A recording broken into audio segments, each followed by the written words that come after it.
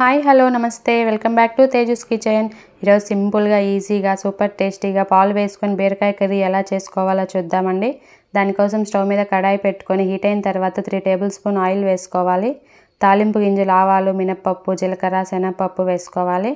And అలాగే 1 ఎండుమిర్చి వేసుకోవాలి. కొంచెం కరివేపాకు వేసుకొని దోరగా ఫ్రై చేసుకోవాలి తాలింపుని.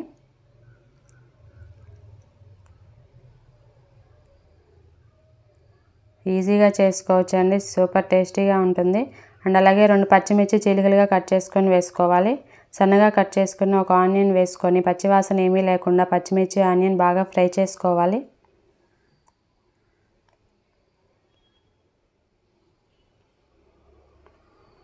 ఫ్రై అయిన తర్వాత 1 టేబుల్ స్పూన్ ఫ్రెష్గా మిక్సీ పట్టుకుని అల్లం వెల్లుల్లి పేస్ట్ వేసుకొని పచ్చివాసన పోయేంత వరకు ఫ్రై చేసుకోవాలి. 2 మీడియం సైజ్ బీరకాయల్ని తొక్క తీసుకొని చిన్న పీసెస్ లాగా కట్ చేసుకొని వేసుకోవాలి. అండ్ అలాగే 2 మీడియం సైజ్ టమాటాస్ని సన్నగా కట్ చేసుకొని వేసుకోవాలి. ఎక్కువ టమాటాస్ కూడా అవసరం లేదండి ఈ కర్రీకి.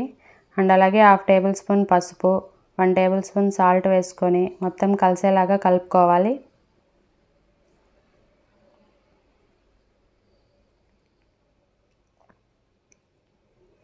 మూత పెట్టుకొని ఒక 4 నిమిషాలు బాగా మగ్గించుకోవాలి. ఇది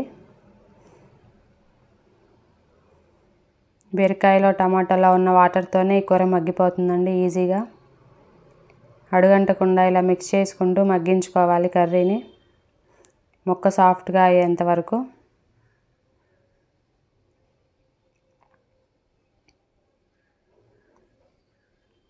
మీ టేస్ట్కి సరిపడినంత కారం ఈ స్టేజ్లో యాడ్ చేసుకోండి. అండ్ అలాగే 1 టేబుల్ స్పూన్ ధనియాల పొడి వేసుకొని మిక్స్ చేసుకోవాలి. కారం ధనియాల పొడి బాగా కలిసేలాగా.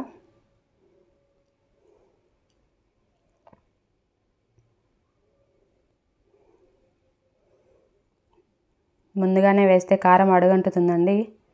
ఉడుకుబట్టిన తర్వాత వేసుకోవాలి కారం. కూర గుజ్జుగా రావడం కోసం పప్పు గుత్తితో ఇలా మెదుపుకోండి. కన్సిస్టెన్సీ దగ్గరగా ఉంటుంది కూర.